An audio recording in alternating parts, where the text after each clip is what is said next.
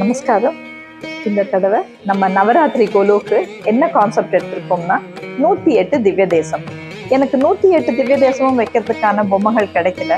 ஒரு 65 கிடைச்சது நான் வச்சிருக்கேன். அதுவும் 108 திவ்ய தேசம்னா ஒரு ஆர்டர் இருக்கு, 1 to 108 அப்படின்னு ஒரு ஆர்டர் இருக்கு. அந்த ஆர்டர்லயும் என்னால இங்க வைக்க முடியல, ஏன்னா பொம்மைகளோட சைஸ் வேற மாதிரியா இருக்கு, சின்னதும் பெருசுமா. எதுவும் ஒன்னோட ஒண்ணு மறைஞ்சிடக்கூடாது அப்படிங்கிறதுக்காக ஒரு விதமான ஒரு ஆர்டருக்கு நான் வைக்க ட்ரை பண்ணியிருக்கேன். நம்ம பார்க்கலாம். 108 திவ்ய தேசம் அப்படின்னா நமக்கு என்ன தெரிஞ்சிருக்குன்னா, ஆழ்வார்கள் போய் மங்களாசாசனம் பாடி வந்தால் அதெல்லாம் 108 அப்படின்னு. மங்களாசாசனம் அப்படிங்கிறது 4000 திவ்ய பிரபந்தம்னு சொல்றோம் இல்லையா. மங்களாசாசனத்தோட தொகுப்பு எல்லாமா சேர்ந்து கம்பைல் பண்ணதுக்கு பேர் தான் 4000 திவ்ய பிரபந்தம். ஆனா ஒரு பெரிய குவெஸ்டன், நாடு முழுவதும் நிறைய ஆயிரக்கணக்கான பெருமாள் கோவில்கள் இருக்கும் போது ஆழ்வார்கள் ஏன் இந்த 108 மட்டும் போய் விசிட் பண்ணி 10 பாட்டு ரொம்ப பாடியிருக்காங்க, 10-20 பாட்டெல்லாம் பாடியிருக்காங்க. அப்ப அதுதானே ஏன்னு நமக்கு ஒரு குவெஸ்டன்.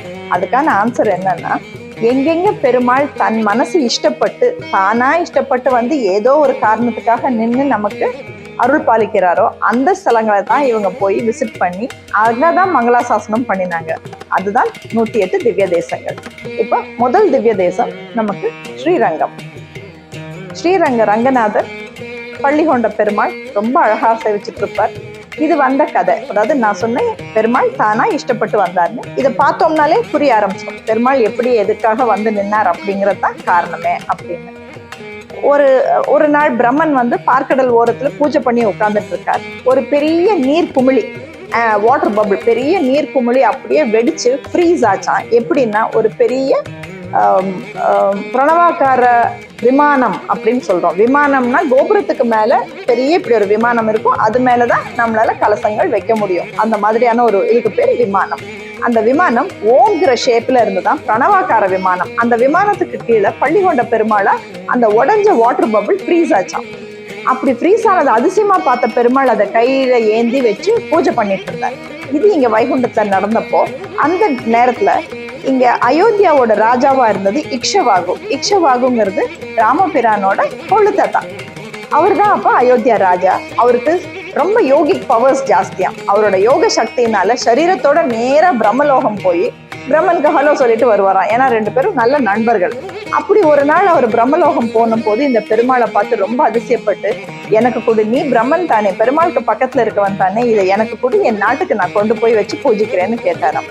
பிரம்மன் இல்லையா, மாட்டேன்னு சொல்ல முடியல, கொடுத்துட்டார். ஸோ நேரா பள்ளிகொண்ட பெருமாள் ரங்கநாத பெருமாள் நேரா போய் இறங்கினது சரையூ நதிக்கரையில உள்ள அயோத்திப்பட்டினத்தை தான் போய் இறங்கினார். முதல்ல அங்க சூரிய குலத்து ராஜாக்கள் வச்சு பூஜை பண்ணிட்டு இருந்தாங்க. அடுத்தடுத்த ஜெனரேஷன் தலைமுறைகள் பூஜை பண்ணிட்டு இருந்தாங்க. அப்புறம் ராமர் வந்தார். அவருக்கு தான் பட்டாபிஷேகத்துக்கு முன்னாடியே வனவாசம் போக வேண்டியதாச்சு. காட்டுக்கு போனப்போ சீதை காணாம போனாங்க. அவங்கள தேடி போய் இலங்கை போய் ராவணனோட போர் புரிய வேண்டியதா இருந்துச்சு. அந்த சமயத்துல ராவணனோட தம்பி விபீஷ்ணன் வந்து, என் அண்ணனோட அநியாயத்துக்கெல்லாம் நான் துணை போக முடியாது அப்படின்னு சொல்லிட்டு ராமனோட வந்து சேர்ந்துட்டார். அப்போ போர் பண்ணினாங்க, ஜெயிச்சாங்க, திரும்பி வந்தாங்க. இங்க அயோத்தியால ராமருக்கு பட்டாபிஷேகமும் முடிஞ்சாச்சு. விபீஷ்ணன் திரும்பி தன் நாட்டுக்கு போகணும் இல்லையா. அப்ப நான் போய் வரட்டுமா அப்படின்னு ராமன் கிட்ட கேட்டாராம். ராமன் சொன்னாராம், இவ்வளவு நாள் நீ தோளோட தோல்லுன்னு எனக்கு இவ்வளவு ஹெல்ப் பண்ணியிருக்கேன், நான் உனக்கு ஏதாவது செய்யணும் இல்லையா, உனக்கு என்ன வேணும் அப்படின்னு கேட்டப்ப இந்த பெருமாள் வேணும் அப்படின்னு சொல்லிட்டாராம். ராமன் இல்லையா, மாட்டேன்னு சொல்ல முடியாது. ஸோ வம்சமா வச்சு பூஜை பண்ணிட்டு இருந்த அந்த பெருமாளை விபீஷ்ணனுக்கு எடுத்து கொடுத்துட்டார். விபீஷ்ணன் இப்ப புஷ்பக விமானத்துல அந்த பெருமாளை வச்சு பறந்து வந்துட்டு இருக்கார். கீழே தெற்கு நோக்கி வந்துட்டு இருக்கும் போது இப்ப நம்ம ரங்கம்னு சொல்ற இடத்தால, அதாவது தலைக்காவேரி 2ஆ இப்படி பிரிஞ்சு ஓடும். வடகாவேரி தென்காவேரியா பிரிஞ்சு ஓடுற இடத்துல நடுவில் ஒரு பிட் ஆஃப் லேண்ட் இருக்கும். அந்த இடத்துக்கு வரும்போது கரெக்டா பிரம்மோற்சவ நாளிகை வந்துருச்சான். பிரம்மோற்சவ நேரம் வந்துருச்சு. இன்னும் ஒரு நாளிகை தான் பாக்கி இருக்கு.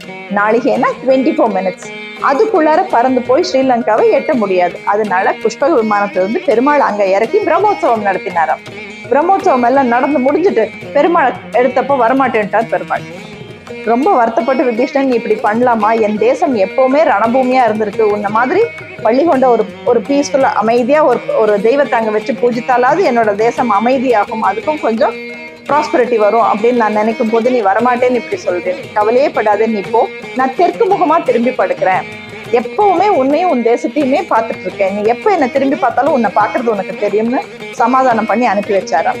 நமக்கு ஸ்ரீ ரங்கநாதர் கிடைச்சார். ஸ்ரீரங்கம் முதல் திவ்ய தேசம். அடுத்தது இப்போ அதாவது அந்த காலத்துல திவ்ய தேசங்களை வந்து சோழ நாட்டு திவ்ய தேசம், பாண்டிய நாட்டு திவ்ய தேசம், நடுநாட்டு, தொண்டை நாட்டுலாம் சொன்னாங்க. நான் வந்து ஒரு அண்டர்ஸ்டாண்டிங்காக டிஸ்ட்ரிக்ட் வைஸ் வச்சிருக்கேன், பார்க்கலாம். இப்ப திருச்சிக்கிட்ட இருக்கோம். அடுத்தது அழகிய மணவாளன் கோவில், உறையூர். அந்த காலத்து சோழர்களோட தலைநகரம் உறையூர். அப்ப நந்த சோழன் ஒருத்தருக்கு குழந்தைங்க இல்லை.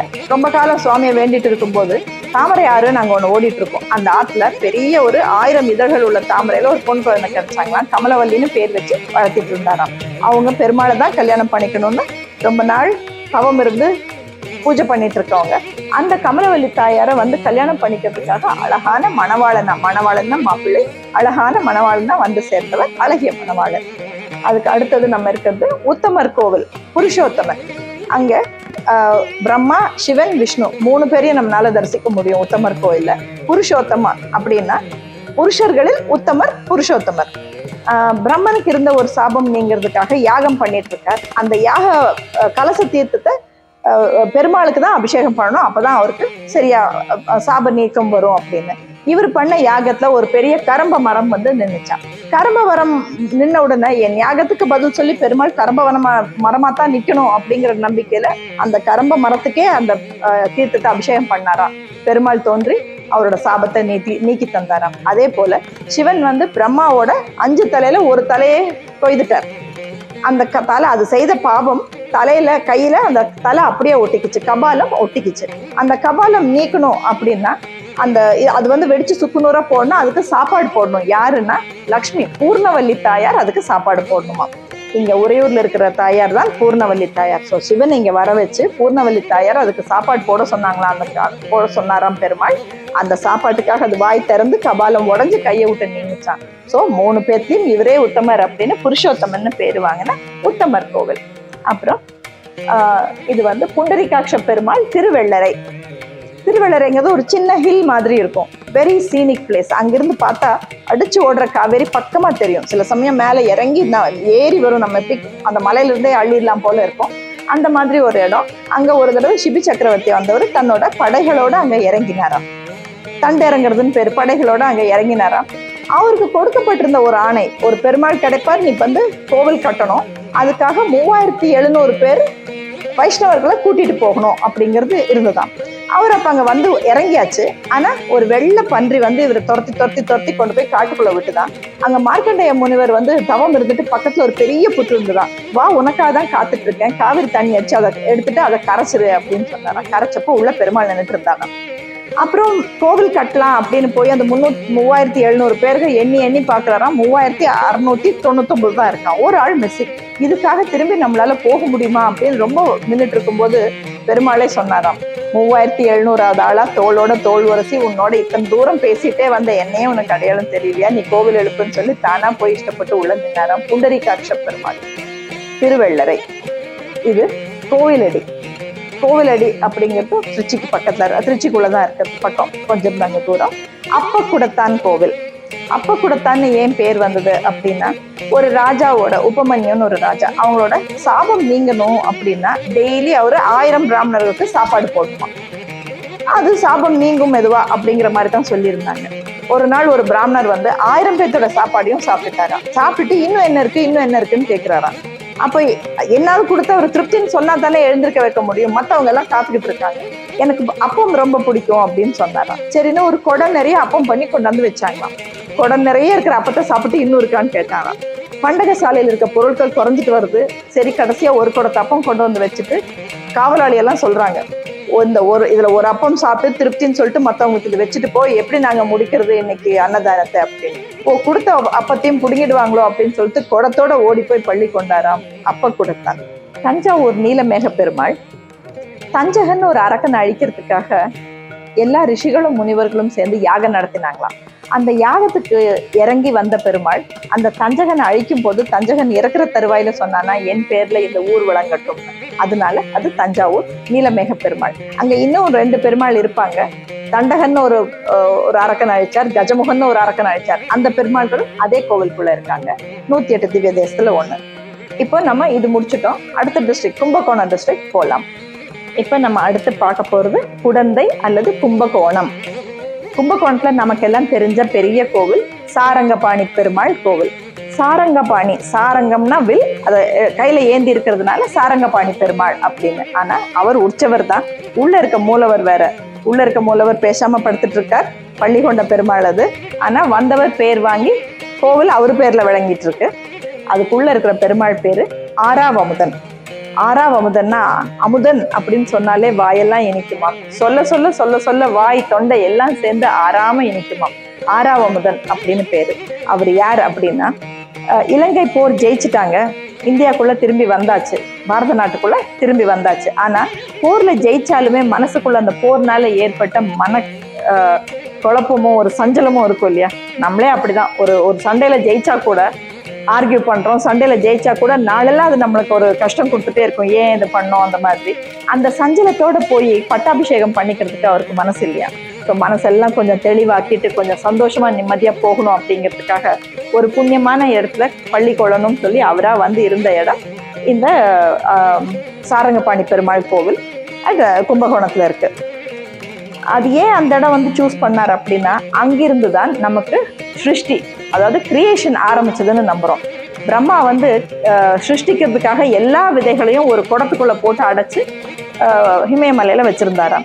சிவனோட ஆஞை அது அங்கிருந்து தட்டி கங்கையில விழுந்துதான். கங்கை, யமுனா, சரஸ்வதி, கோதாவரி, கிருஷ்ணா, காவேரின்னு வந்துதான். காவேரி இருந்து அடிச்சு கும்பகோணம் வந்துதான். கும்பகோணம் ஒரு கோணத்துல ஒரு ஆங்கிள் அந்த கும்பம் சாஞ்சி எல்லா விதைகளும் வெளியில போச்சான். அப்ப இருந்துதான் சிருஷ்டியே ஆரம்பிச்சுதான். அந்த மாதிரி ஒரு புண்ணியத்துல ஒரு கொஞ்ச நாள் இருந்து மனசோட அந்த சஞ்சலத்தை போக்கிட்டு நிம்மதியா ரெஸ்ட் எடுத்துட்டு தயாரி போறதுக்காக படுத்திருந்தாராம். இதுக்கு இன்னொரு ரொம்ப இன்ட்ரெஸ்டிங் ஸ்டோரி இருக்கு. பெருமாள் இப்படி படுத்திருக்கும் போது திருமங்கை ஆழ்வார் வந்தாராம். பாடல் பாடலாம், மங்களாசாசனம் பண்ணலாம், இஷ்டப்பட்டு பெருமாள் வந்து படுத்திருக்கார், மங்களாசாசனம் பண்ணலாம் அப்படின்னு சொல்லி வந்தாராம். இவர் ரொம்ப யோசிச்சுட்டு அப்படியே படுத்துட்டு இருக்கும் போது ஆழ்வார் வந்ததை கூட கவனிக்கலையா. என்னடா நம்ம பாட வந்திருக்கோம், எழுந்து வந்து வா ஆழ்வாரே அப்படின்னு கூப்பிடல.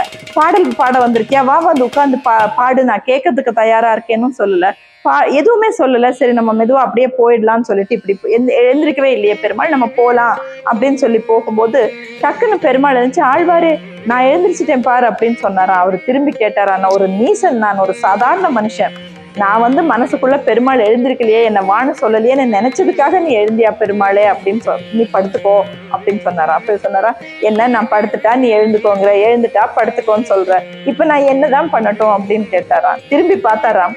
இந்த பாதி எழுந்திரிச்ச கோலம் வந்து அவ்வளோ அழகா இருந்துச்சான். எழுந்திரிச்சு ரெடியா, நீ என்ன சொன்னாலும் நான் செய்ய ரெடி அப்படின்னு பாதி எழுந்திரிச்ச கோலம் அழகா இருந்துதான். அதனால மங்கையாழ்வார் என்னன்னு சொன்னாரா, நீ இப்படியே இது அழகா இருக்குன்னு சொன்னாராம். இதுக்கு பேர் வந்து உத்தியோக சயனம். ரெடி, உத்தியோகத்தை அதாவது வேலை பார்க்கறதுக்கு ரெடி, நீ என்ன சொன்னாலும் நான் அவனும் தூங்கல அப்படின்னு சொல்ற மாதிரி படுத்திருக்க பெருமாளாம். இன்னொரு இன்ட்ரெஸ்டிங் ஸ்டோரி என்னன்னா, இந்த கும்பகோணத்தினால தான் நமக்கு 4000 திவ்ய பிரபந்தமே கிடைச்சது. அது கிடைக்கலன்னா இந்த 108ம் கிடையாது, வைஷ்ணவமும் கிடையாது. எப்படின்னா ஆழ்வார்கள் எல்லாம் அந்த பிரபந்தம் பாடி பாடி முடிச்சுட்டு அப்படியே சுவாமியோட ஐக்கியமாய் மறைஞ்சிட்டாங்க. அது எங்க இருக்கு எவ்வளவு இருக்குன்னு கம்பைலேஷன், அதாவது ஒட்டுக்கா சேர்ந்த மாதிரி நமக்கு கிடைக்கவே இல்லை. கும்பகோணத்துல மட்டும் கடைசியா பாடின 10 பாட்டு இருந்திருக்கு.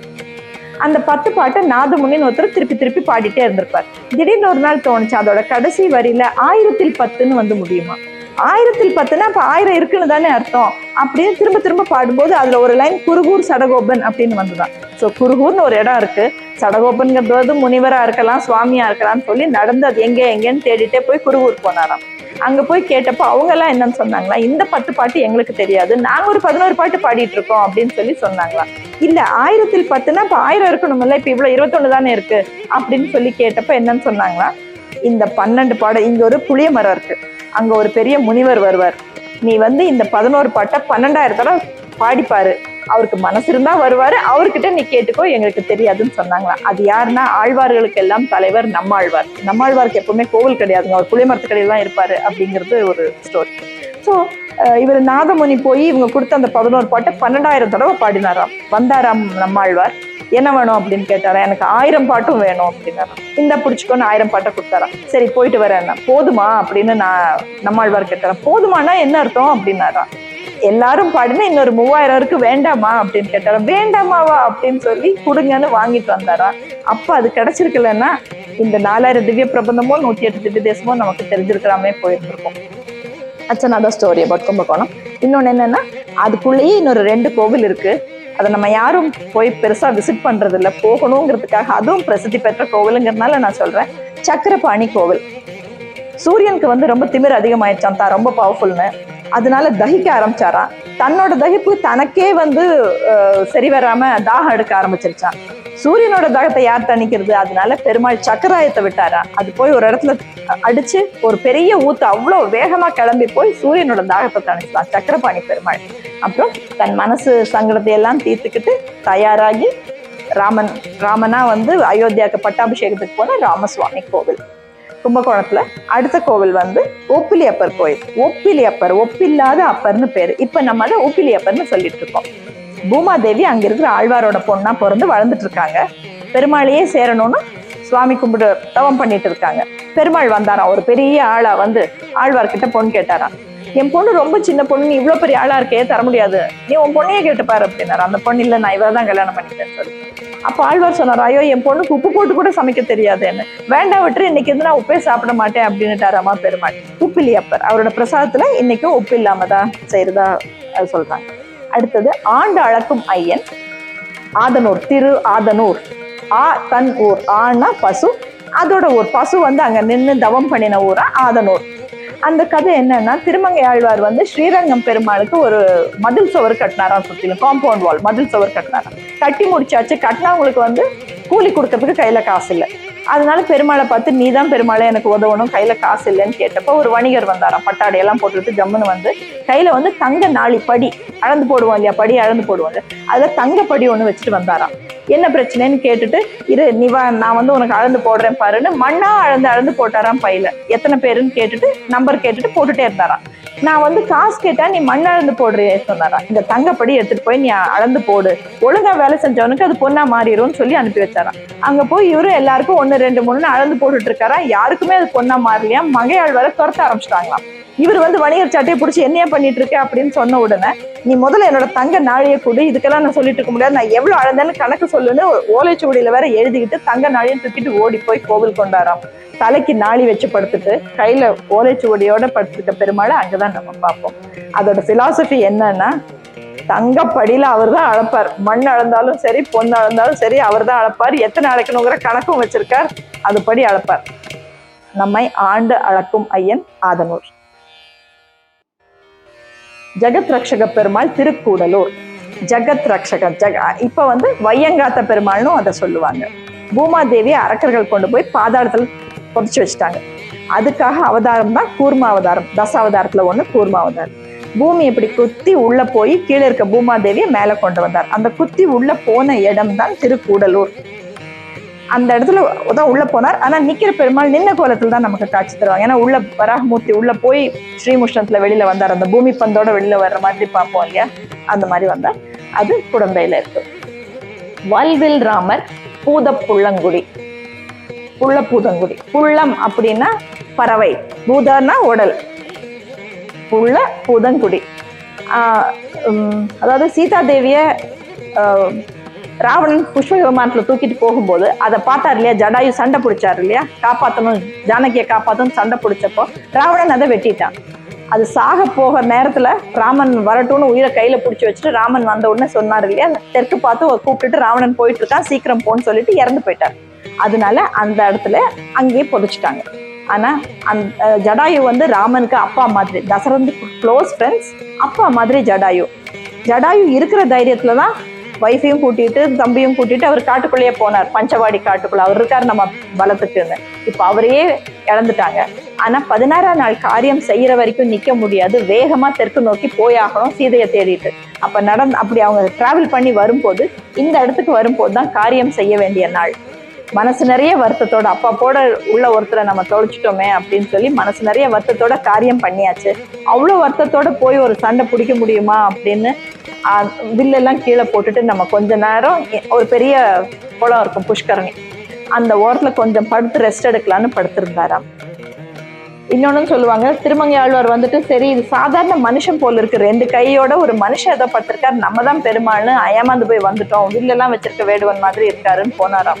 அப்போ படுத்திருந்த அந்த கோலத்திலேயே 4 கையோட சங்கு சக்கரத்தோட நான் தான் பெருமாள் தான் அவருக்கு காட்சி கொடுத்தாடமா. பூதன்குடி குடந்தை. இப்ப அடுத்த டிஸ்ட்ரிக்ட் நம்ம போலாம். அடுத்தது மாயவரம் கிட்ட போறோம். பரிமள ரங்கநாதர். வேதங்களை எல்லாம் மது கைடபர்னு அரக்கர் திருடிட்டு ஓடினாங்களாம். அரக்கர் கைக்கு போனதுனால அது ரொம்ப துர்நாற்றமா அடிச்சுட்டு இருந்துதான். அது மட்டும் இல்ல, வேதங்கள் தான் தேவர்களுக்கெல்லாம் புரோட்டோகால் மாதிரி. அது இல்லாம தேவர்கள் ரொம்ப கஷ்டப்பட்டு இருக்காங்க, எதையும் நடத்த முடியாது, பூலோகத்திலயும் ஆகட்டும் அவங்களுக்கும் ஆகட்டும். அதனால அதை மீட்டு கொடுக்கணும் அப்படின்னு சொல்லி பெருமாள் கிட்ட வேண்டினாங்களாம். பெருமாள் போய் மது கைடபர் கிட்ட சண்டை பிடிச்சு வேதங்களை மீட்டு கையில எடுத்துட்டு வந்தாராம். எடுத்துட்டு வந்த உடனே அவரோட பரிமளம் சுகந்தமா இருக்கிற ஒரு வாசம் அந்த வேதத்துக்கும் வந்துதான். அப்படி சுகந்தமா இருக்க வேதத்தை கொண்டு போய் தேவர்களுக்கெல்லாம் கொடுத்துட்டு முடிஞ்சது, காரியம் முடிஞ்சது. கொஞ்ச நேரம் எப்பவும் பள்ளி கொள்வார் இல்லையா, அப்படி ஒரு வனத்துல வந்து பள்ளி கொண்டாராம். அந்த வனமே சுகந்த வனமா மாறிச்சாம். பரிமள ரங்கநாதர் மாயவரம். அப்போ திருமங்கை ஆழ்வார் பாடுறதுக்கு வராராம். இவர் பரிமள ரங்கநாதன் வந்து இங்க தானா இஷ்டப்பட்டு தானே வந்து ரெஸ்ட் எடுத்துட்டு இருக்கார், பாடலாம் அப்படின்னு சொல்லிட்டு வரும்போது நடை சாத்திர நேரம் ஆயிடுச்சான். சரி நட சாத்த போறோம், போயிட்டு 4 மணிக்கு வாங்கன்னு சொன்ன உடனே அவருக்கு பயங்கர கோவம் வந்துருச்சான். பெருமாளை பார்த்து திட்டுன்னு திட்ட ஆரம்பிச்சிடறான். இப்படிதான் நீ பண்ணுவியா, உன்னை எவ்வளவு தூரத்துல இருந்து பாடலான்னு ஆசையா வந்திருக்கேன், நட சாத்த போறாங்களாமே, என்ன போய் வா அப்படின்னு சொல்லலாமா நீ அப்படின்னு திட்டினாராம். பெருமாள் எழுந்து நீ என்ன நாத்திகரா, என்ன இப்படி எல்லாம் திட்டுறியே, உனக்கு என்ன ஆச்சு அப்படின்னு கேட்டதுக்கு, ஆமா என் மேல உனக்கு கருணை இருக்கா, பரிவு இருக்கா, நான் தானே உன் மேல பக்தியா இருக்கேன், நீ வந்து என் மேல இல்லையே கருணை, நான் எல்லாத்து மேலேயும் இதே பரிவும் கருணையும் தானே காட்டுறேன்னு அதுக்கும் பிடிச்சிட்டாராம். அப்ப எல்லாரும் போலதானா நான் உனக்கு, எல்லாரும் மாதிரி தானே, 1000ல் 1 தானே, எல்லாரும் உனக்கு ஆழ்வாரா, எல்லாரும் பாட்டு பாடினாங்களா, இப்படி எல்லாம் சண்டை பிடிக்க ஆரம்பிச்சாராம். என்னடா எது சொன்னாலும் இவர் இப்படியே பண்றாருன்னு சொல்லிட்டு, என்ன ஆழ்வாரே நான் தான் எழுந்து பேசிட்டேன் இல்லையா, இது போதாதான்னு கேட்டாராம்.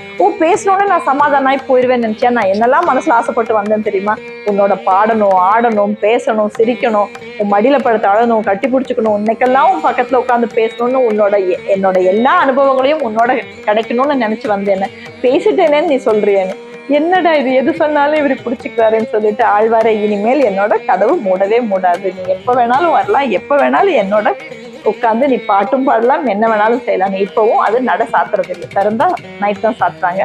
இந்த அர்த்த மண்டபம், மகா மண்டபம், நாத மண்டபம், எந்த மண்டபமும் கிடையாது. நேர பக்கத்துல நின்று பார்க்கலாம், பெரிய வாசலா இருக்கும், பெரிய பெருமாள் முழுசும் வாசலாவே இருக்கும், பக்கத்துலயே நின்று பார்க்க முடியும் அப்படிங்கிறது. அதான் அந்த கதை ஏன் அப்படி இருக்குங்கிறதுக்கான ஒரு இன்ட்ரெஸ்டிங் ஸ்டோரி அது மாயவரம் பரிமள ரங்கநாதர் பத்தி. மாயவரத்துக்கு பக்கத்துல இருக்கிற குத்தாலம், நாட் குத்தாலம், குத்தாலம், மாயவரம் பக்கத்துல குத்தாலம். மருவியப்பன், ஆனா பசு, மருவினா மாறி நின்னதுன்னு அர்த்தம்.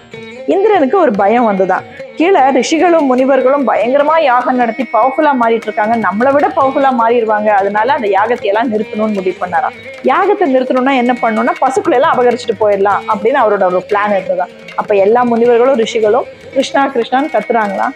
கிருஷ்ணன் வந்து எல்லாம் பசுவும் தானா மாறி நின்னாராம். இப்போ ஒரு 1000 பசுக்கள் இருந்தா 1000 கிருஷ்ணர் தான் நின்னாங்களாம். அப்போ இந்திரனுக்கு எதுன்னு கன்ஃபியூஸா இருந்தாலும் திரும்பி போயிட்டாராம். பசுக்கள் எல்லாம் காப்பாற்றி எல்லா யாகங்களையும் காப்பாற்றி தந்த மருவி அப்பன் குத்தாலம். அடுத்தது சீர்காழியில சௌரிராஜ பெருமாள். அது வந்து ஒரு பட்டர் அர்ச்சகர், ரொம்ப டிவோட்டடா, ரொம்ப பக்திமானா, ரொம்ப நல்லவரா, மனசால அவ்வளோ டிவோட்டடா அவருக்கு டெய்லி அர்ச்சனை பண்ணி அவருக்கு கைங்கரியம் பண்ணிட்டு இருப்பாராம். ஒரு நாள் கடைசியா நட சாத்திர நேரம் சுவாமிக்கு ஒரு மாலை தானே கடைசியா விட்டு வைப்பாங்க. அப்ப நட சாத்த போகும்போது அவர் கல்யாணம் பண்ணிக்க போற பொண்ணு வந்தாலாம். சரி நீ இதை எடுத்து அவ கையில கொடுத்து நீ போட்டுக்கோனா, அந்த பொண்ணும் போட்டுட்டு அழகா இருக்கான்லாம் காமிச்சிட்டு இந்த பக்கம் போகல, அந்த பக்கமா ராஜா வந்துட்டாராம். இன்னைக்கு கொஞ்சம் நேரம் ஆயிடுச்சு பட்டுரு, நல்லவேளை நீங்க வந்து கதவை அடைக்கல அப்படின்ட்டு வந்துட்டாராம். அவருக்கு மாலை கொடுக்கணும் இல்லையா, சரி அவர் பிரகாரம் வரதுக்குள்ள சீக்கிரமா போய் அந்த பொண்ணு கிட்ட இருந்து மாலை வாங்கிட்டு கூட நின்று இருந்தவங்களா அனுப்பா. அவ வேகமா மாலையை கழட்டி கொடுக்கும்போது அவளோட முடி ஒண்ணு ஒட்டிட்டு வந்துட்டான். இவர் அதை வாங்கி வேகமா ராஜாக்கு போட்டோன்னு அந்த முடி இங்க பட்டுருச்சான். நீ இப்படிதான் கைங்கரியம் பண்றியா, அப்ப பெருமாளுக்கு இவ்வளவு அசுத்தமா தான் பண்ணிட்டு இருக்கியா, வா நாளைக்கு தர்பாருக்கு விசாரணைக்குன்னு சொல்லிட்டு ராஜா போயிட்டாராம். அந்த அர்ச்சகர் வந்து சுவாமி காலில் விழுந்து அழுகிறாரா, நான் போறேன் விசாரணைக்கு, நான் நாளைக்கு இருப்பனா இல்லையான்னு நீதான் முடிவு பண்ணணும், உனக்காக தானே கைங்கரியம் பண்ணிருக்கேன், நான் யாருக்கும் எந்த துரோகமோ கெடுதலோ நினைச்சது கூட இல்லை, பண்ணது கூட இல்லையேன்னு சொல்லிட்டு போனாராம். அங்க போய் விசாரணை நடக்குது, எப்படி வந்தது முடி, எப்படி வந்தது. உடனே அவர் சொன்னாராம், நான் தான் மாலை தொடுக்கிறேன், நான் தான் பெருமாளுக்கு போடுறேன், எப்படி வந்ததுன்னு கேட்டா பெருமாளோட முடியாதானே இருக்கணும் அப்படின்னு சொல்லிட்டாராம். அப்படி சொல்றியான்னு பிடிச்சி இழுத்துட்டு வந்தாராம் கோவிலுக்கு ராஜா. இழுத்துட்டு வந்து எங்க பெருமாளுக்கு முடி இருக்கா அப்படின்னு சொல்லி இழுத்தப்போ கையில 4 முடியும் சுவாமிக்கு 4 சொட்டு ரத்தமும் வந்துருச்சான். ராஜா அலறி அடிச்சு இவர்கிட்ட சாரி எல்லாம் சொல்லிட்டு போயிட்டாரு. ஆனா பட்டருக்கு பதட்டம் ஆயிடுச்சு. தான் தானே டெய்லி தொட்டு தொட்டு கைங்கரியம் பண்ற சிலை என்னடான்னு திரும்பி பார்த்தா நீட்ட முடியும் கொண்டையுமா அதுல வைர ஜடபில்லையுமா சௌரிராஜ பெருமாள் சீர்காழி.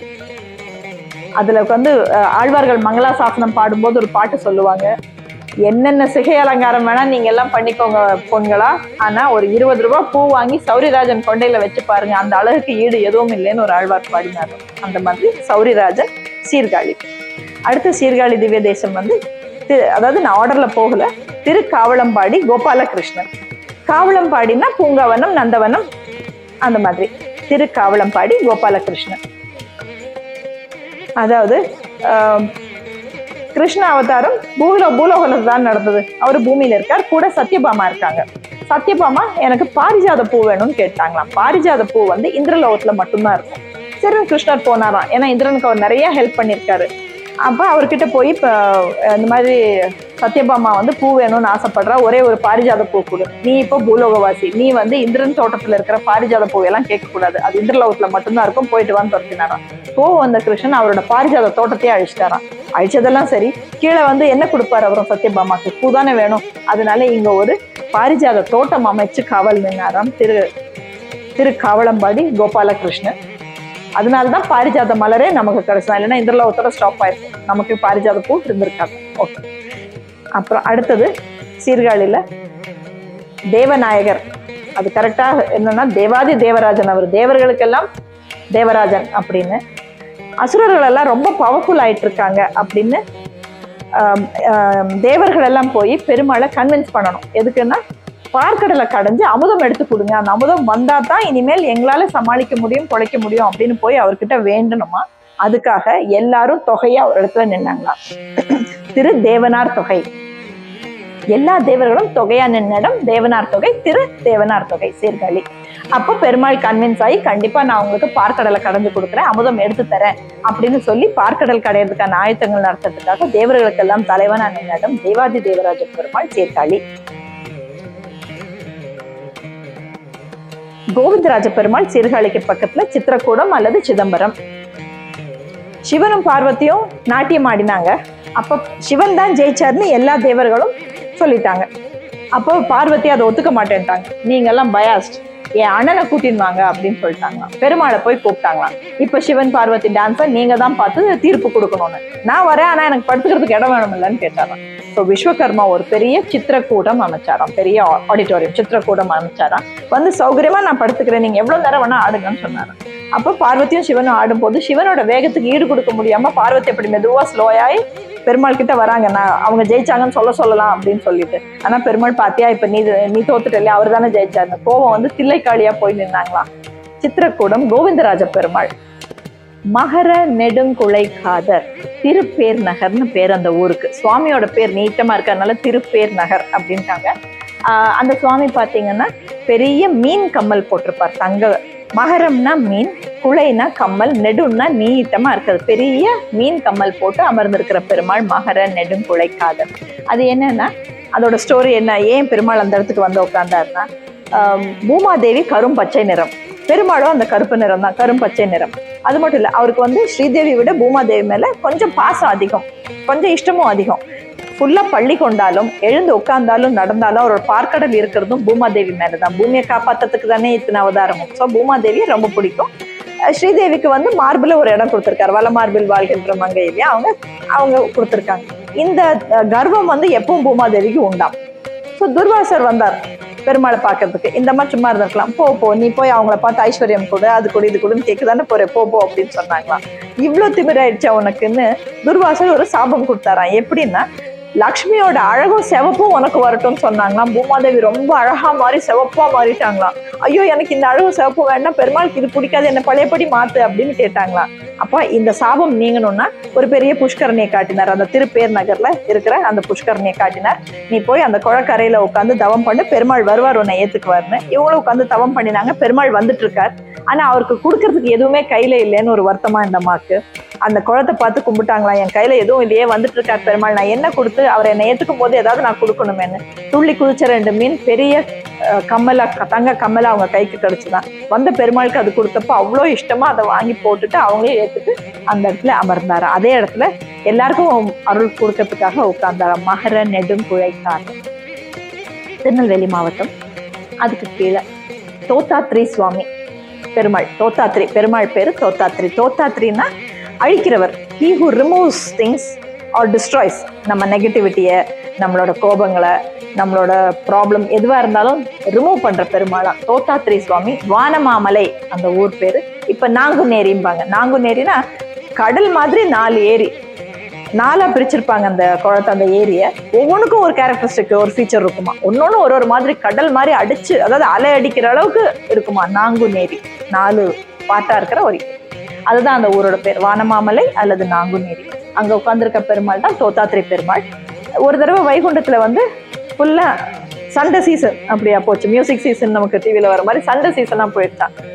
ஊர்வசியும் திலோத்தமையும் யார் ரொம்ப திறமையானவங்க, ஸ்கில்டுன்னு சண்டை பிடிக்க ஆரம்பிச்சிட்டாங்களாம். என்ன மாதிரி டான்ஸ் ஆட வருமானு ஊர்வசி சொல்லுதான், என்ன மாதிரி வந்து யாழ் மீட்ட முடியுமான்னு திலோத்தமை சண்டை பிடிச்சிட்டு இருக்காங்களாம். ஸ்ரீதேவியும் பூதேவியும் வந்து யார் பெருமாளுக்கு ரொம்ப இணக்கமானவங்க, யாருக்கு ரொம்ப க்ளோஸா இருப்பாங்கன்ட்டு அவங்க 2 பேரும் ஒரு ஆர்கியூ பண்ணிட்டு இருக்காங்களாம்.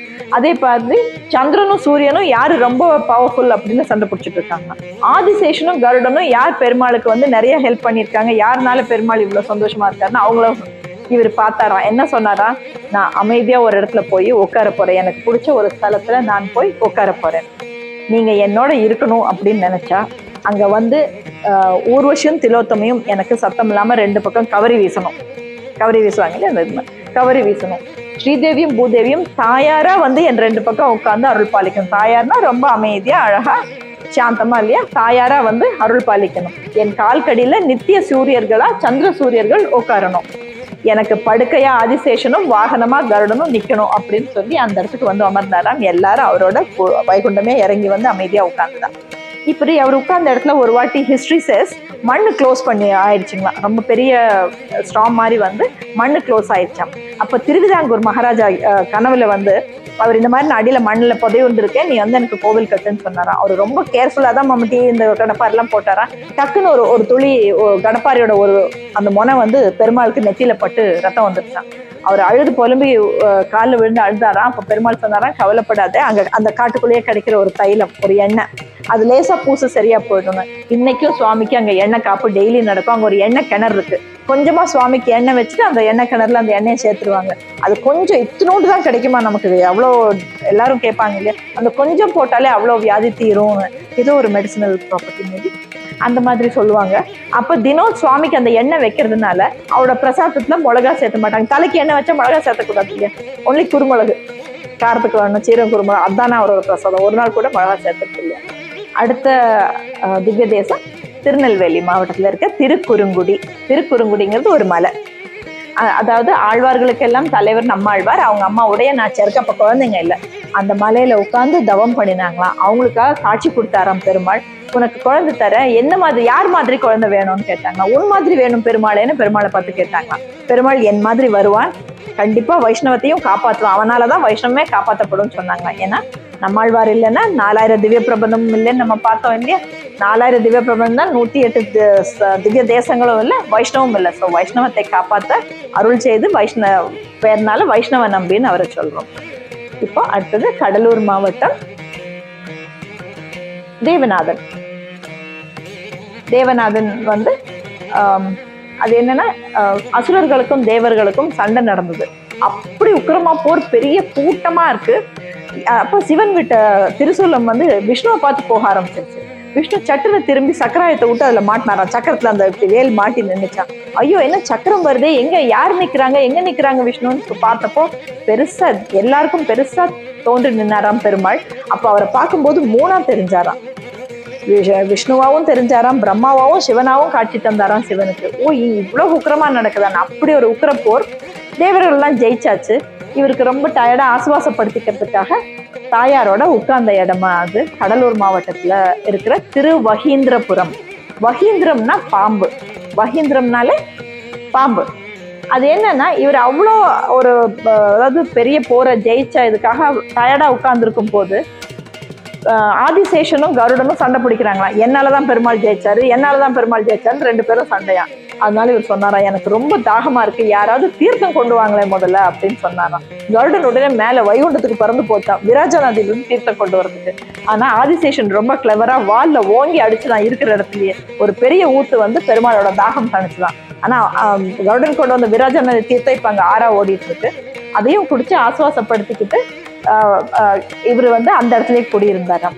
திருவகீந்திரபுரம்.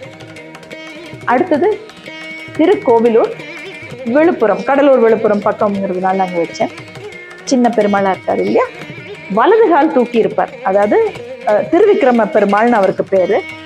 உலகளந்த பெருமாளா இருந்தா இடது காலை தூக்கி இருப்பார். அதாவது வலது கால் பூமி அளந்தார், இடது கால மேல ஆகாயத்தை அளந்தார். 3வது அடி எங்க வைக்கிறதுன்னு மகாபலி சக்கரவர்த்தியை பார்த்து கேட்பார். வாமனா வந்து 3 அடி மண் கேட்டார் இல்லையா, அப்போ நடந்த இது வந்து உலகளந்த பெருமாள். இந்த கோலத்தை பார்க்கணும் அப்படின்னு சொல்லி மிருகண்ட முனிவர் யாகம் நடத்தினாராம். ஏன்னா அவர் ரொம்ப அதுக்கப்புறமா அவதரிச்சவர். அதை பார்க்கணும், அந்த உலகளந்த பெருமாளை பார்க்கணும் அப்படின்னு இருந்தாராம். அப்போ சுவாமி வந்து வாமனா வந்தாரா அந்த யாகத்துக்கு பதில் சொல்லி, சின்ன பையனா. உடனே மகாபலி சக்கரவர்த்தியோட மகன் இருந்த நேரமா அது. அவரு ஓடி வந்து, ஓ நீ இந்த ரூபத்துல தான் வந்து எங்க அப்பாவை இப்ப ஏமாத்துனியா, நீ இந்த ரூபத்துல மண் அழுந்துட்டு பாக்கி திருப்பித்தான்னு கேட்டாரா. நீ எப்படி அப்படிலாம் அழக்க முடிஞ்சது, இதெல்லாம் தப்பு அப்படின்னு. அதனால கோவப்பட்ட பெருமாள், இதுக்கெல்லாம் பதில் சொல்லவும் மாட்டேன், திருப்பித்தான்னு கேட்கிற அதிகாரமும் யாருக்கும் கிடையாதுன்னு சொல்ல சொல்ல வலதுகால் தூக்கினாராம். அதனால வலதுகால் தூக்கியிருப்பார். சங்கு சக்கரமும் இடம் மாறியிருக்கும்.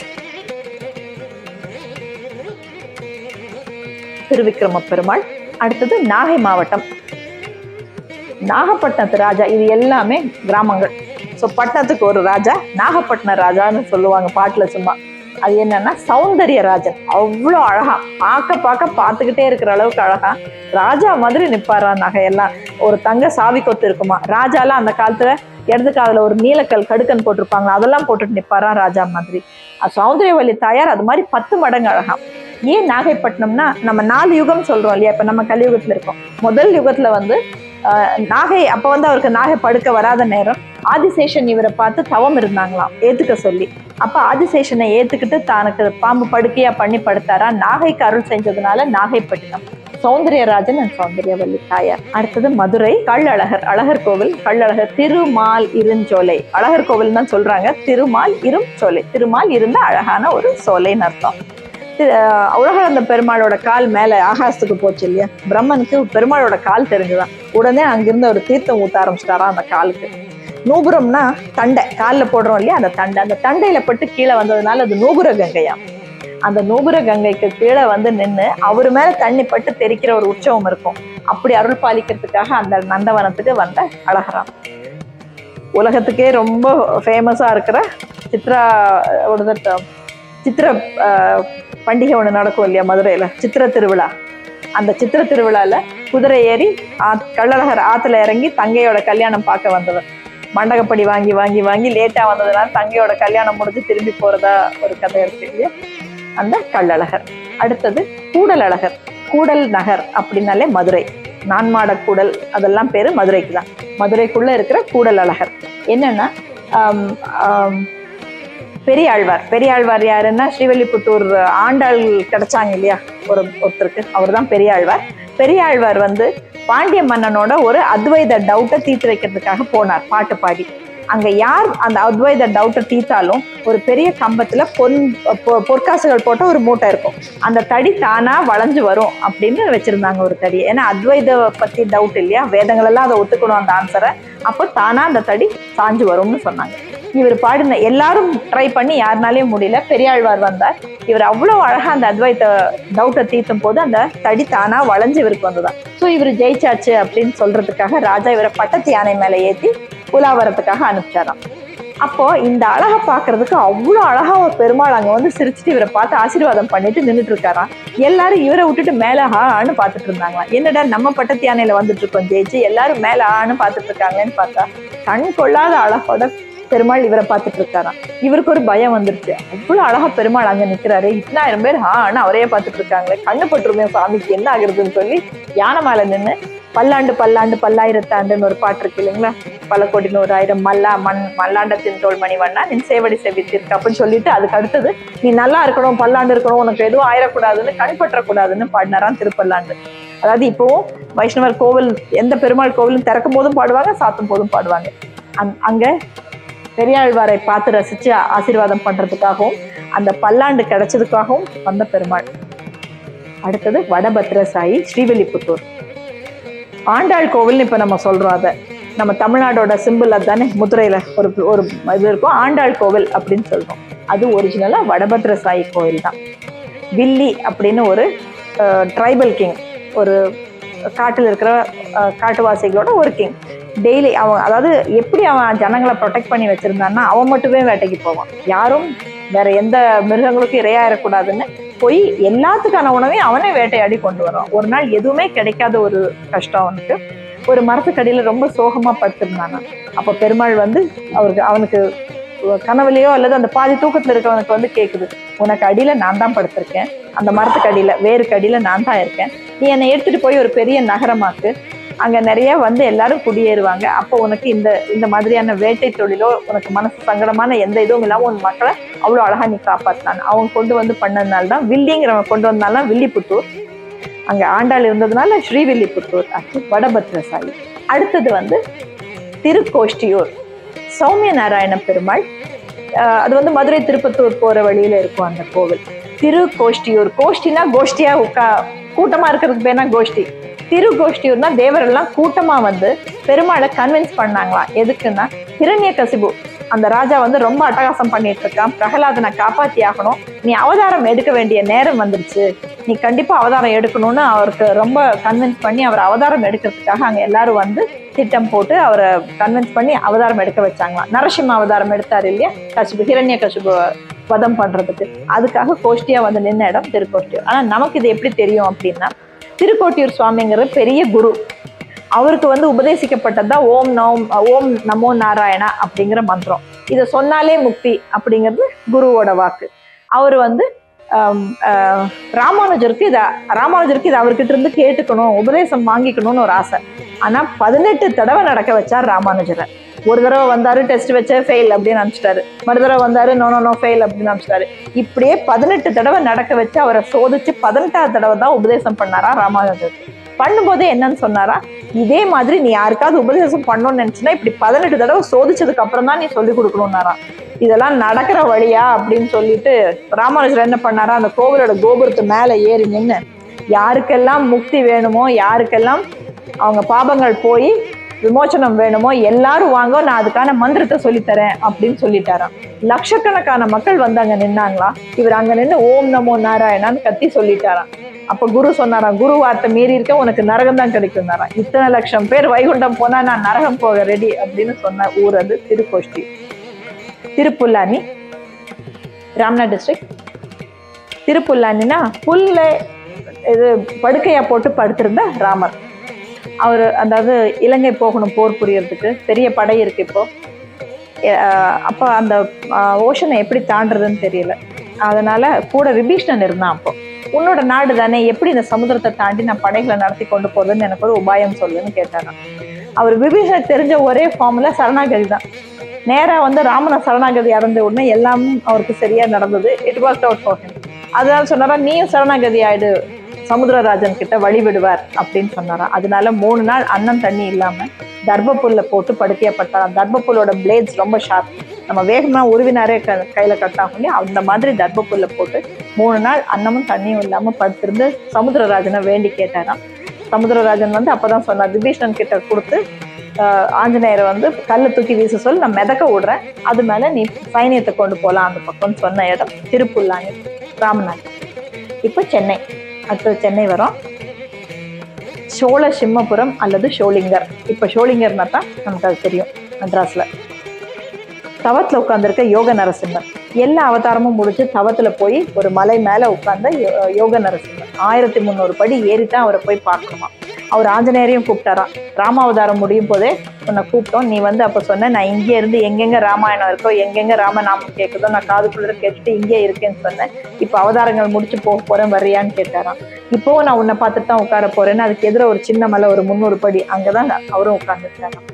இந்த யோக நரசிம்மர் வந்து இவங்களோட தாயார் வந்து மேல இருப்பாங்க, இந்த நவராத்திரிக்கு மட்டும் கீழே இறங்கி வருவாங்களாம். வைத்திய வீரராகவர் திருவள்ளூர். திருவள்ளூர்ங்கிறது வந்து திரு உள்ளூர். உள்ளுன்னா ரூம். அந்த காலத்துல பாட்டி எல்லாம் சொல்லுவாங்க இல்லையா, படுக்க உள்ளல் இருக்கு போய் துணி எடுத்துட்டு வான்னு சொல்லுவாங்க, சமையல் உள்ளல் இருக்கு உப்பு எடுத்துட்டு வா. உள் அப்படின்னா அந்த ரூம், அந்த இடம். திரு உள்ளூர் வந்து திருவள்ளூர்னு மருவிடுச்சு. சென்னையில இருக்கிற திருவள்ளூர். வைத்திய வீரராகவர் அப்படின்னு பேரு. ஒரு முனிவர் வந்து சாலின்னு ஒரு வகை நெல் இருந்திருக்கு. அது ஒரு சின்ன இடத்துல, அது விளைவிக்கிறது ரொம்ப கஷ்டமா, ஒரு சின்ன இடத்துல விளைவிச்சு அதுல மட்டும் சாதம் பண்ணி பெருமாளுக்கு நைவேத்தியம் வைப்பாராம். அவர் வந்து வருஷத்துல ஒரு தடவை தான் சாப்பிடுவாராம்.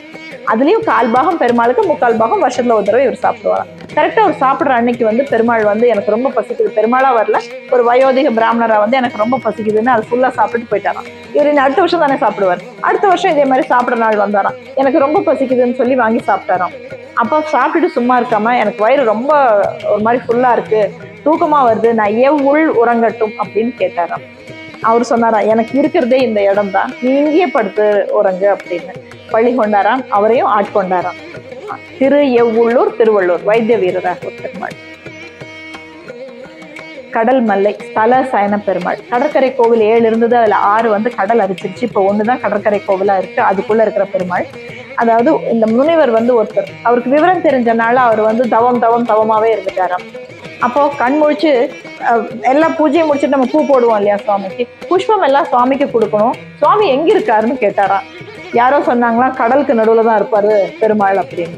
அப்படியான்னு சொல்லிட்டு புஷ்ப கூடைய வச்சுட்டு கையில அள்ளி போட ஆரம்பிச்சாராம். இது கடல்னு கூட தெரியாத அளவுக்கு அவர் அவ்வளோ தவத்துல உட்கார்ந்துருக்காரு. ரொம்ப அவருக்கு விவரம் தெரிஞ்ச நாள்ல இருந்து உட்கார்ந்ததுனால கையில அள்ளி ஊத்த ஆரம்பிச்சாராம். பெருமாள் பெரிய அஜானு பகவா அந்த வேலை செய்யற ஆள் மாதிரி வந்து, எனக்கு ரொம்ப பசிக்குது, கொஞ்சம் சாப்பாடு கொடுத்தேன்னா நான் உன்னோட வேலையை செஞ்சு தருவேன்னு சொன்னாராம்.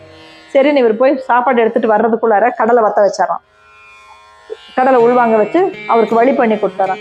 என்ன இவ்வளவு சீக்கிரம் பண்ணிட்டியான்னா, நான் உங்களை மாதிரியா, நான் பெரிய ஆள் இல்லையா, நான் பண்ணியாச்சு, நீங்க முதல்ல சாப்பாடு கொடுங்கன்னு சொல்லி சாப்பிட்டு எனக்கு வேலை செஞ்ச களைப்பும் சாப்பிட்ட களைப்பும் இருக்கு, நான் இங்கே படுக்கிறேன்னு. வேண்டாம், இங்க நீ படுக்க வேண்டாம், நான் தாண்டி போய் இந்த புஷ்பங்கள் எல்லாம் கொடுக்கணும் அப்படின்னு அவர் சொல்றாரா. இல்ல நான் படுக்கணும்னு சொல்லி குறுக்கப்படுத்தாரா அந்த பெருமாள். ஸ்தல சயன, அந்த ஸ்தலத்துக்காகவே சயனிச்சவர் ஸ்தல சயன பெருமாள். திருக்கடல் மல்லை மகாபலிபுரம். பார்த்தசாரதி திரு அல்லிக்கேணி.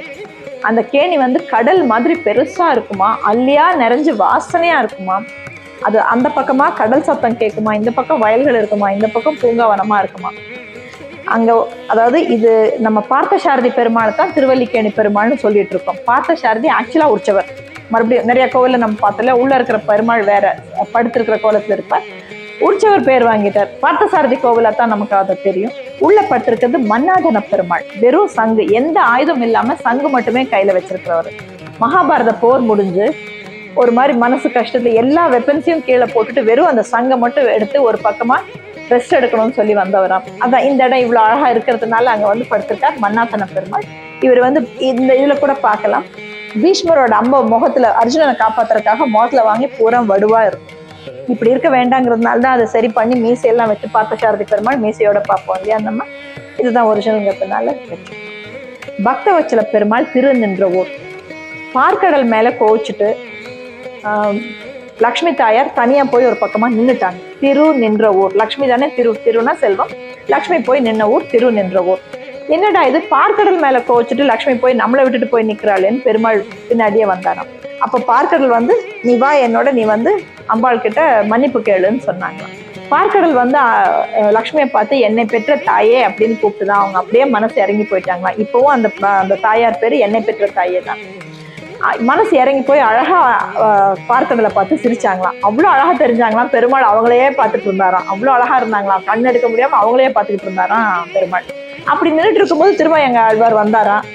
சரி, இவங்க இங்க நிக்க போறது இல்ல, ஏதோ ரொம்ப ரொமான்டிக்கா இவர் பார்த்து சிரிச்சிட்டு இருக்காரு, அம்பாளை பார்த்து சிரிச்சிட்டு இருக்காரு, நம்ம பாட்டுக்கு அப்படியே மெதுவா போயிடலான்னு போகும்போது லக்ஷ்மி சொன்னாங்களாம், திருமங்கை ஆழ்வார் பாடாம போறாரு, நான் நின்ன இடம் இல்லையா, 108 வரணும், 108 திவ்ய தேசத்துக்குள்ள வரணும், நான் நின்ன இடம் இல்ல, எதுக்கு ரொம்ப சும்மா நின்று பார்த்துட்டு இருக்கீங்க, சீக்கிரமா போய் ஒரு பாடல் வாங்கிட்டு வாங்கன்னு சொன்னாங்களாம்.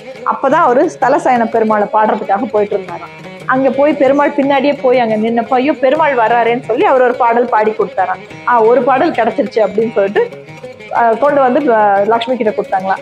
உனக்கு பத்தவே பத்தாது, அங்க போய் பாரு எத்தனை பெருமாள் 10 பாடல் 20 பாடல் 30 பாடல் எல்லாம் வச்சிருக்காங்க, ஒன்னே வாங்கிட்டு வந்திருக்கேன், நீ திரும்ப போய் வாங்கிட்டு வந்து சொன்னாங்க. அதுக்குள்ள ஒரு திருக்கண்ணமங்கைக்கு போக ஆரம்பிச்சாரா மங்கையாழ்வார்.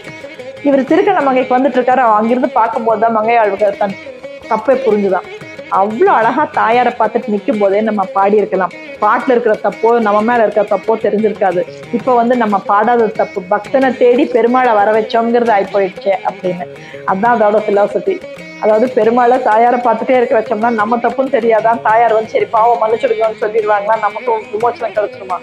அப்படி இல்லை அப்படின்னு நம்ம ஒதுங்கி வந்தோம்னா நம்மளை திரும்பி பெருமாள் பார்த்துட்டாருன்னா மாட்டிட்டோமா அப்படின்னு ஒரு இது இருக்கு. நித்திய கல்யாண பெருமாள் திருவிடந்தை. திரு இட எந்தை. எந்தைனா என் தந்தை. திரு இட எந்தை. இடது பக்கம் திருங்கிற மகாலட்சுமியை வச்சுட்டு இருக்கிற என் தந்தை, அதுதான் திருவிடந்தை. ஈசிஆர் ரோட்ல இருக்கும். நித்திய கல்யாண பெருமாள். ஒரு முனிவருக்கு 360 பொன் குழந்தைங்களாம் எப்படி கல்யாணம் பண்ணி கொடுக்கறதுன்னு தெரியாம பெருமாளை பார்த்து வேண்டிட்டே அழுது வேண்டுவாராம். நித்திய கல்யாணமா டெய்லி ஒவ்வொரு நாளும் வந்து பெருமாள் ஒவ்வொரு ரூபமா அந்த 360 பொண்களையும் கல்யாணம் பண்ணினாராம். நித்தம் கல்யாணம் இருக்கிறதுனால அது நித்திய கல்யாண பெருமாள்னு பேரு. அது என்ன பிலாசபின்னா 360 நாளும் நம்ம தமிழ் கேலண்டர் படி 360 தானே. 360 நாள் இதே பிரச்சனை தான் நம்ம சொல்றோம். 365 இருக்கிறது இல்லை இல்லையா?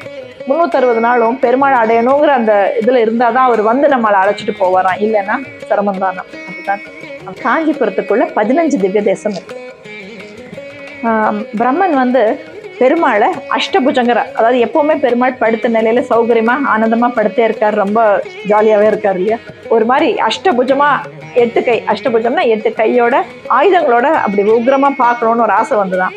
அதுக்காக ஒரு யாகம் நடத்தலாம் அப்படின்னு போய் ஹஸ்தகிரி, ஒரு சின்ன கிரி, காஞ்சியில இருக்கிற ஒரு சின்ன மலையில ஆரம்பிச்சாராம். ஆனா என்ன பண்ணினாருன்னா சரஸ்வதிக்கு சொல்லாம ஆரம்பிச்சிட்டாராம்.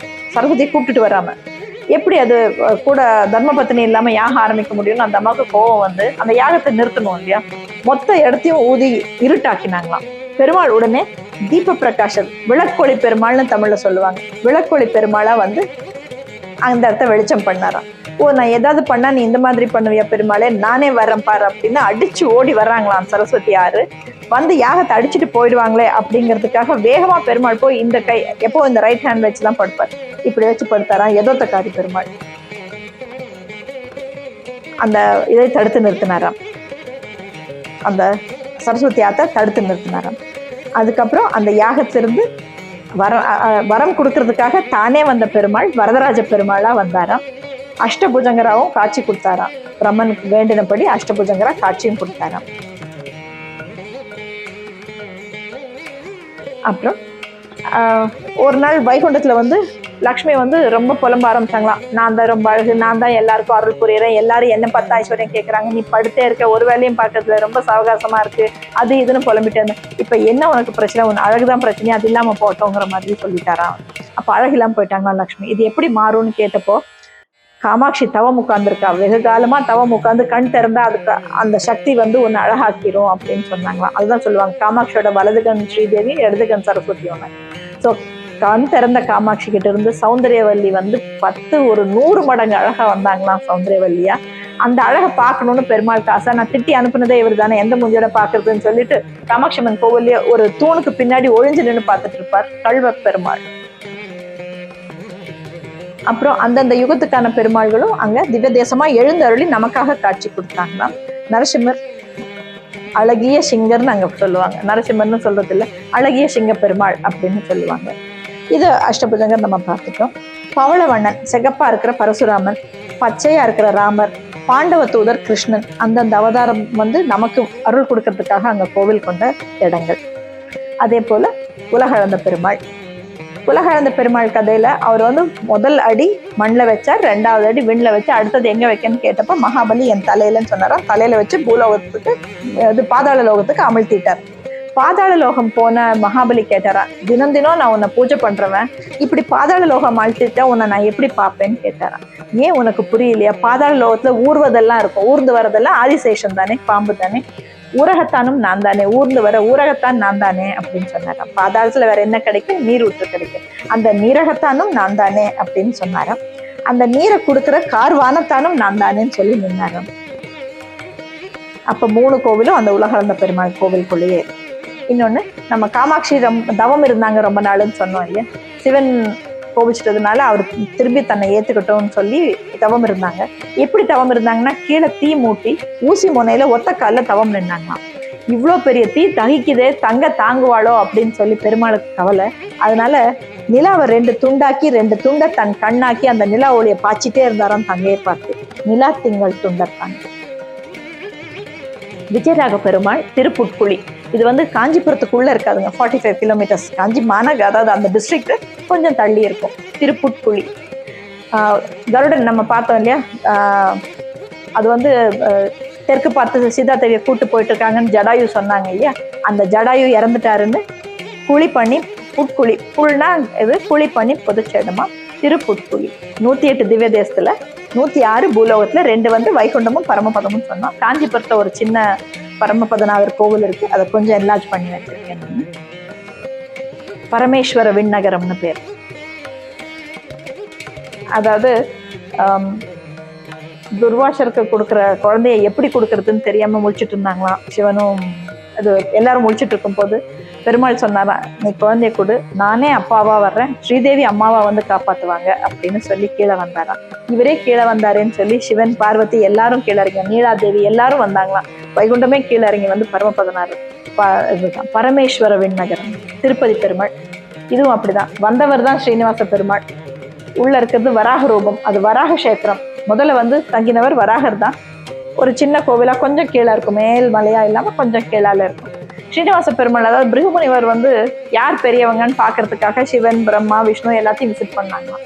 சிவன் மதிக்கல, சென் பிரம்மா கிட்ட போனார், மதிக்கல. இவர்கிட்ட வந்தபோது ரொம்ப கோவத்திலோட உச்சியில இருக்கும்போது இவர் பாட்டுக்கு படுத்துட்டு இவரு வந்து அவர் கண்டுக்கவே இல்லையா பிருகுமுனிவர். அதனால கோவத்துல எட்டி உதச்சாராம். உதச்ச இடம் லக்ஷ்மி இருந்த இடமா. அதனால கோவிச்சுட்டு அவங்க போய் கொல்ஹாப்பூர்ல உட்காந்துட்டாங்க தவத்துல. அப்ப தன்னை விட்டு போன லக்ஷ்மியை திருப்பி அடையறதுக்காக இவர் ஸ்ரீனிவாச பெருமாளா அந்த இடத்துல வந்து தவம் உட்காந்து புற்றா ஃபார்ம் ஆயிடுச்சு. அப்ப அவருக்கு சாப்பாடு தண்ணி இல்லையேன்னு சொல்லி சிவன் வந்து பசுவா மாறி அங்க பால் சுரக்கிற வர்றாரு. அந்த மாடு மேய்ச்சிட்டு வந்த பையன், அந்த பையன் வந்து இப்படி பாலா சுரக்குதுன்னு அந்த மாட்டை அடிக்க போகும்போது பெருமாள் மேல ரத்தம் பட்டுது.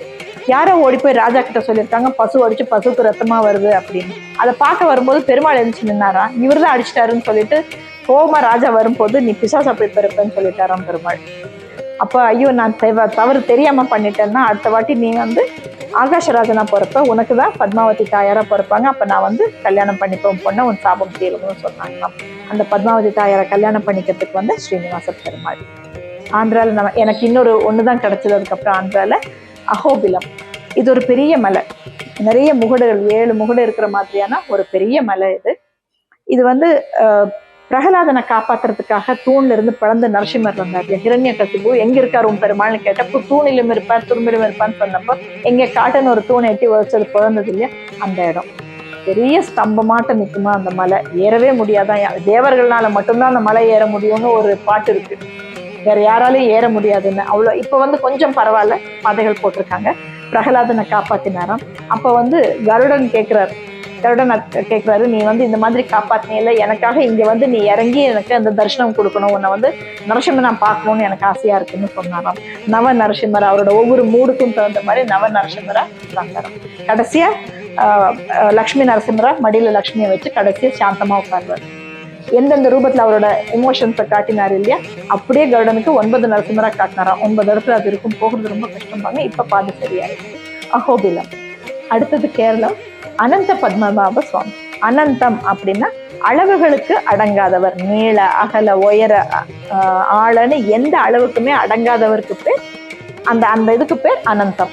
அனந்த பத்மநாப சுவாமி. ஒரு முனிவர் வந்து சாலகிராம கல் வச்சு தினம் பூஜை பண்ணுவாராம். அவருக்கு ஹெல்ப்பரா ஒரு சின்ன பையன் தான் இருப்பானா, சரியான வாள், தாங்க முடியாத வாள். ஆனா வேற யாருமே அவருக்கு கிடைக்கல, அதனால அந்த பையனை தான் வச்சுட்டு இருக்காரு. சின்ன கிராமம், பக்கத்துல காடு, அதனால அவன் தான் வச்சுட்டு இருக்காரு. அவன் ஒரு நாள் எல்லா சாலகிராம கற்களையும் ஒட்டுக்கா சேர்த்துட்டு ஓட ஆரம்பிச்சிட்டானா. அவனை துரத்திட்டு முனிவர் போனப்போ அவன் ஒரு காட்டுக்குள்ள நுழைஞ்சு போறானா. அந்த காட்டுக்கு இந்த பக்கம் ஒரு அம்மா குழந்தைய தொட்டில் போட்டு ஆட்டிட்டு இருக்காங்க. நீ இப்படியே கட்டினா அனந்த காட்டுல தூக்கி வீசிடுவேன்னு சொன்னான். அனந்த காடா, அதாவது அளவு கடங்காத காடான்னு முனிவர் ஒரு ஆர்வத்துல உள்ள போறாரு. அப்போ ஒரு பெரிய இலுப்ப மரம் சடார்னு கீழே விழுந்துதான். அப்படியே பள்ளிகொண்ட பெருமாளா இருந்துதான் அந்த மரம். எத்தனை தூரத்துக்குன்னா 5 மைல் தூரத்துக்கு இருந்துதான் அந்த பள்ளிகொண்ட பெருமாள். வயசானவர் தன்னால முடிஞ்ச கைங்கரியம் பண்ணி அவரோட காலம் முடிஞ்சிருச்சு. அவருக்கு அடுத்து வந்த பெருமாள் திவாகர முனிவர். அவர் வந்து யங் பர்சன் தான். காட்டுக்குள்ள இருக்கிறதுனால ஒரு 18 அடி கோல் வச்சுட்டு வீசிட்டே இருப்பாரு அனிமல்ஸை துரத்துறதுக்காக. கைங்கரியம் பண்ணி பண்ணி பார்த்தாரு. சொல்லிட்டாரு கடைசியில பெருமாள் கிட்ட, என் கை தடி அளவுக்கு நீ சுருங்கி வந்தா உனக்கு கைங்கரியம், இல்லைன்னா உன்னை இப்படியே காட்டுல விட்டுட்டு நான் போயிடுவேன் அப்படின்னா. 5 மைல் படுத்திருந்த பெருமாள் 18 அடியா சுருங்கி கிடைச்சாராம் பத்மநாப பெருமாள். பத்மநாப சுவாமி அனந்த பத்மநாபன் கிடைச்சாராம். மார்த்தாண்டவர்மன் நம்பர் 1, அவர் தான் முதல் ராஜா, திருவிதாங்கூர் ராஜா, திருவனந்தபுரத்து ராஜா. கோவில் கட்டணும்னு எப்படின்னா, அவர் ஹண்டிங் வந்தாராம், வேட்டையாடி வந்தபோது வழி மாறி போய் பசி தாகம் தாங்காம இந்த பெருமாள் கிட்ட மயங்கி இருப்பப்போ அந்த காட்டுக்குள்ள ஏதோ ஒரு அம்மா உப்பு மாங்காயும் கஞ்சியும் கொண்டு வந்து இவர் பசியை தணிச்சுதான். இன்னைக்கு வரைக்கும் அவருக்கு உப்பு மாங்காய் கஞ்சி நைவேத்தியமா வைக்கப்படுது. அப்போ மார்த்தாண்டவர்மன் நம்பர் 1 அவர் தான் இந்த கோவில் கட்டினாரு. கோவில் கட்டி முடிச்சுட்டு பார்த்தாராம், அவ்வளவு அழகா ஜம்முன்னு 18 அடிக்கு படுத்திருந்தாராம் பெருமாள். சொன்னாரா, நாங்கெல்லாம் என்னையா ராஜா, நீதான் ராஜான்னு சொல்லி ஓலை எடுத்து எழுதினாராம், இனிமேல் என் சந்ததியர் அத்தனை பேரும் உனக்கு தாசர்கள் அப்படின்னு. இன்னைக்கும் அவங்கள நீங்க யாருன்னு கேட்டா திருவனந்தபுரத்து ராஜாக்கள்னு சொல்லவே மாட்டாங்களாம், பத்மநாப சுவாமி தாசர்கள்னு தான் சொல்லுவாங்களாம். அந்த ராயல் ஃபேமிலி இன்னைக்கு வரைக்கும் அந்த 8 to 9 அந்த ஸ்பெஷல் பூஜை காலம்பர ஆரம்பிக்கிற பூஜையில கண்டிப்பா நிக்கணும். நிக்காத அன்னைக்கு தண்டம் ஃபைன் கட்டுவாங்களாம். அடுத்தது திருவன் பரிசாரம் குறளப்பன். நம்ம முதல்ல திருக்குறுங்குடியில பார்த்தோம் இல்லையா, நம்மாழ்வாரோட அம்மா அப்படின்னு பார்த்தோம். அவங்க அவதரிச்ச ஸ்தலம், அவங்க பூஜைக்குன்னு வந்த பெருமாள்ங்கிறது ஒரு ஸ்டோரி. இன்னொன்னு என்னன்னா, சப்தரிஷி தட்சிணாமூர்த்தி சப்தரிஷிகளுக்கு யோகா கலைகள் சொல்லி கொடுத்தாருன்னு சொல்லுவாங்க இல்லையா, 112 யோகா கலைகளை உபதேசித்தார் தட்சிணாமூர்த்தி. அவங்க வந்து பெருமாளை தரிசிக்கணும்னு சொல்லி சுஷீந்திரத்துல உட்காந்து தவம் இருந்து யாகம் நடத்தினாங்களா, அவங்களுக்காக வந்த பெருமாள் அப்படின்னு வந்து அந்த இடத்துல உட்கார்ந்த பெருமாள். பக்கத்துல அடுத்ததுதான் இப்போ சுஷீந்திரம். ஆதிகேசவ பெருமாள், இது வந்து பிரம்மன் எல்லாம் தோன்றதுக்கு முன்னாடி, இந்த பெருமாளுக்கு முன்னாடி ஆதிகேசவன் அம்மா 22 அடி பெருமாளா. நாபியில வந்து பிரம்மன் இருக்க மாட்டார், ஏன்னா பிரம்மனே படைக்கப்படுறதுக்கு முன்னாடி வந்த பெருமாளம். அதாவது சரஸ்வதி கோவப்பட்டு வேகமா அடிச்சு வர்றா இவர்கிட்ட சண்டை பிடிக்கிறதுக்கு. சரஸ்வதி கோவப்பட்டு 2 நதிகளை ஏவி விடுறா, கேசன் கேசின்னு 2 நதிகளை ஏவி விடுறா. அந்த கேசனுங்கிற நதியை அடக்கி அது மேல பெருமாள் படுத்துட்டார். கேசிங்கிறத அவன் தங்க அண்ணனை காணும்னு சொல்லி அவரோட ஃப்ரெண்ட் கோதான் இன்னொரு ரிவர் ஆறு அதை கூப்பிட்டுட்டு வேகமா அடிச்சிடலான்னு ஓடி வரும்போது பூமாதேவி பயந்துட்டாங்க. இப்படி ஓடி வந்து தன் புருஷனுக்கு ஆபத்து வரும்னு சொல்லி அப்படியே மண் மேட மேல தூக்கிட்டாங்க. அடிச்சு வந்தாரு, இங்க முட்டி நின்று என்ன பண்றதுன்னு தெரியாம அவரை சுத்தி வட்டமா ஓடி, இப்பவும் வட்டமா தான் ஓடுது அந்த 2 ஆறும். திருவட்டாறு, பத்ரிநாத், வடநாடு போறோம். இப்போ நம்ம மேலிருந்து வருவோம். பத்ரிகாச்சலம், பத்ரிகான்னா இழந்த மரம். பத்ரிநாத் அது எப்படி வந்ததுன்னா, நீலகண்ட மலைன்னு ஒரு பெரிய மலை. ஆகாச கங்கை வந்தாங்க இல்லையா, தவம் இருந்தார் பகீரதன், அதுக்காக கங்கை வந்தாங்க, ஆகாசத்துலேருந்து வந்தாங்க. வந்த வேகத்துல இந்த மலை வந்து தடுத்து நிக்குது, கீழே வர முடியாம. அப்ப வந்து இந்திரன் என்ன பண்ணார், வெள்ளைய ஒரு யானை வச்சிருக்காரு 4 கொம்போட. அது ஒரு குத்தி இந்த மலையை 2 ஆக்குச்சான். அது நாராயணரா இருந்து கங்கையை வழிவிட்டு கீழே கொண்டு வந்துட்டான். நாராயணனுங்கிறது பெருமாள், நரன்ங்கிறது நம்ம அல்லது அர்ஜுனன். எப்படி வந்து கிருஷ்ணன் அர்ஜுனனுக்கு உபதேசம் பண்ணினாங்களோ அப்படி உபதேசம் பண்றதுக்காக உபதேசம் பண்றவங்க யோகத்துல உட்காருவாங்க இல்லையா, குருக்கள் யோகத்துல தான் இருப்பாங்க. அதனால இழந்த மரத்துக்கடியில உட்கார்ந்துருக்க நரன் அண்ட் நாராயணன். நாராயணனும் கிருஷ்ணனும் அர்ஜுனனும் எப்படி உட்கார்ந்து அர்ஜுனன் கேட்டாரோ அந்த மாதிரியான ஒரு இடம். உள்ள 7 பேர் இருப்பாங்களாம். அது வந்து நம்ம அங்க போறதுனாலே பயங்கர -டிகிரிஸ்ல போயிட்டு இருக்கிறதுனால காலையில அந்த ஒரு நேரம் தான் விஸ்வரூப தரிசனம், பூ இதெல்லாம் அகற்றிட்டு நம்ம பார்க்க முடியும். அது 4:30 மணிக்காம். அந்த குளிர்ல நம்மளால என்னவே பண்ண முடியாதுன்னு நினைக்கும் போது அந்த இடத்துல அலக்நந்தான்னு ஒரு ரிவர் ஓடிட்டு இருக்கு, அலக்நந்தா. அதுல கையை வைக்க முடியாது, குளிக்கிறது எப்படி? அந்த இடத்துல ஒரு சின்ன சுடுதண்ணி ஸ்ப்ரிங் இருக்கா, ஊற்று. ரொம்ப அதிசயமா அந்த சுடுதண்ணி இதுல இருக்குமா, அதுல போய் நம்ம குளிச்சுட்டு நேரா போய் சுவாமியை பார்த்துட்டு அப்பதான் அந்த 7 பேர்ட்ட பார்க்க முடியுமா. அதுக்கப்புறம் அவங்க முடியல, நிறைய பூவெல்லாம் போட்டுருவாங்கன்னு சொல்லுவாங்க. இது நேபாள். நேபாள் வந்து முக்திநாத். அங்க பெரிய பெருமாளா கிடையாது, ஸ்ரீமூர்த்தியே வந்து சால கிராமங்கள் தான். அங்க ஓடுற நதிக்கு பேர் கண்டகி. கண்டகி நதி வந்து பெருமாளை பார்த்து, என் கர்ப்பத்துல நீ வந்து நிக்கணும், எனக்கு பையனா பிறந்து என்னை சப்போர்ட் பண்ணணும்னு கேட்டாங்க. அடிச்சு புரண்டு ஓடுற நதி மேலிருந்து கீழே தவிர எப்படி தவிர கர்ப்பத்துல எங்க நிக்கிறது அப்படின்னு சொன்னாராம். அப்ப சொன்னாரா, நீ எங்க வேணாலும் ஓடி, எந்த வேகத்துல வேணாலும் ஓடு, உனக்கு அடித்தளமா சப்போர்ட்டா நான் இருப்பேன்னு சொல்லி அடியில கற்களா இருப்பேன். அந்த கற்களுக்கு பேர் தான் சாலை கிராமம். நான் இப்ப காட்டுறேன். இது வந்து ஒரு டைப் ஆஃப் சாஃப்ட் ஸ்டோன். இதை தான் சாலக்கிராம கல்லுன்னு நம்ம சொல்றோம். இதுல ஓட்டைகள் விழும் இல்லையா, அந்த ஓட்டைக்குள்ள ஒரு பூச்சி போகும், போய் உள்ள குறைஞ்சிட்டே இருக்கும். அது இருக்கிற காலம் ஃபுல்லா குறைஞ்சிட்டு இருக்கும். அப்போ செத்துரும், வெளியில போயிடும், ஓட்டை வரும். இங்கேயும் கிராக் விட்டுட்டே வரும், ஏன்னா அது குறைஞ்சிட்டே இருக்கு. கரெக்டாக நம்ம ஓப்பன் பண்ணினோம்னா உள்ளே ஏதோ ஒரு ரூபம் கண்டிப்பாக இருக்கும். படுத்த பெருமாளாட்ட ஒரு சங்கு மட்டும் இல்லை ஒரு சக்கரம் மட்டும். எனக்கு கிடச்சது பர்ஃபெக்டாக இருக்குது. இந்த சங்கு தெரியுது, இது சக்கரம் வச்சது கொண்டு வரட்ட சக்கரம் தெரியுது.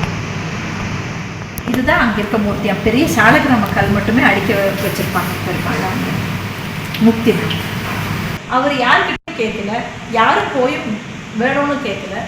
எந்த யானை பாகமும் இல்லாமல் நேபாளத்திலிருந்து 400 யானைகள் 3600 சாலிகிராம கல்களை தூக்கிட்டு யானை பாகமும் இல்லை, தடமொழி சொல்லிட்டு கூட இல்லை.